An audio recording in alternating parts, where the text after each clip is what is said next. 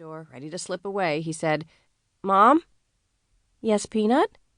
"What in the world were you two doing?" he asked.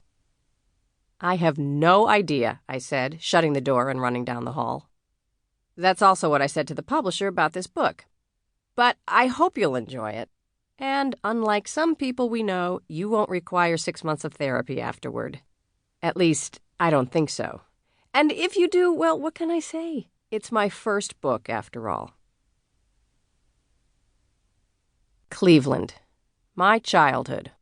Where did it all go right? I suffer from an early childhood malady that is more common than you've been led to believe. I call it way too normal and happy upbringing syndrome. Or as you probably know it, Wittenhus. It's easier to say if you hold your nose closed really tight with your thumb and forefinger. Go ahead. I'll wait. See, the problem is that I grew up in an average West Side Cleveland suburb, in an average, fairly functional, devout Catholic family, 2 parents, different sexes, 5 kids, no divorce, suicide, sexual abuse, drug addiction, or jail time. We didn't have a lot of money, but we weren't poor. We got to do cool stuff because our dad was a sports writer, but we weren't rich either.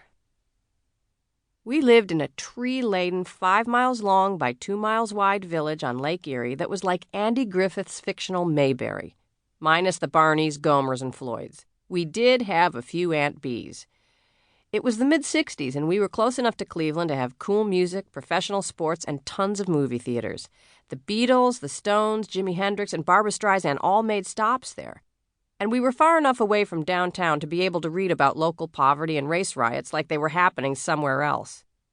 Bay Village was such a soft, gentle community that the kids from the suburbs closer to Cleveland called it Gay Village. We could walk to the beach, ride bikes to our friends' houses, buy penny candy and Lucky Rabbit's feet from the 5 and dime.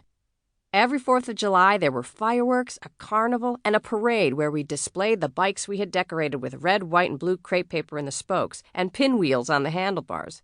My best friend across the street, Sally Green, discovered that if you soaked the crepe paper in water, it would color it, and suggested that we could make a killing if we put the colored water in jars and sold it. You know, colored crepe paper water. Oddly enough, no takers. We picked elderberries by the railroad tracks, which permanently stained our mom's Formica countertops when we made them into pies. 4 cups of sugar on those berries. Count 'em, 4. We played tag, capture the flag, hide and seek, foursquare, red light, green light, hopscotch, statues, running bases, and the ever-popular whack the lightning bug, or fireflies, or whatever you call them where you live, with the wiffle ball bat. They were the only animals harmed in the writing of this book, by the way. Except when my cousin Art accidentally whacked me on the back in pursuit of a lightning bug whacking record. There were 7 families on the end of the street. Midland Road, how average is that? With a median of 4 kids per family. We ran in packs, boys playing sports, girls singing the entire score from the movie Mary Poppins on the swing sets at Normandy School. Well, me.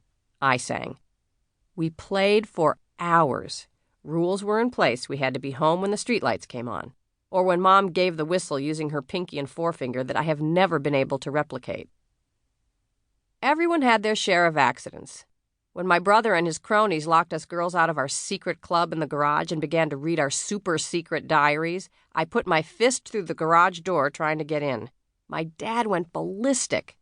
I got a Band-Aid and was grounded, which at that time meant I couldn't go farther than our front steps. The girls brought me graham crackers. Dickie Green accidentally dropped a hammer from the top of a 20-foot tree onto Johnny Madden's head. They were building a tree fort.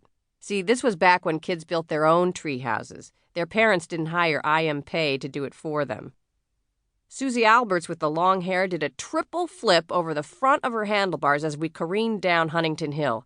And lived. Cool. Thor Johnson stuck his head through the glass window of our front storm door while chasing my brother, who was attempting to liberate the ants in his ant farm. This was way before PETA. And throughout the years, in a show of unity, we all took turns getting stung by bees, stepping on broken glass, and stubbing our toes on uneven suburban sidewalks when we weren't skinning our knees while roller skating. No helmets, no wrist guards. All you needed was a skate key and guts, baby. For years, we would stay in Bay all day. We went sledding in the winter and swimming all summer. We went to church on Sundays and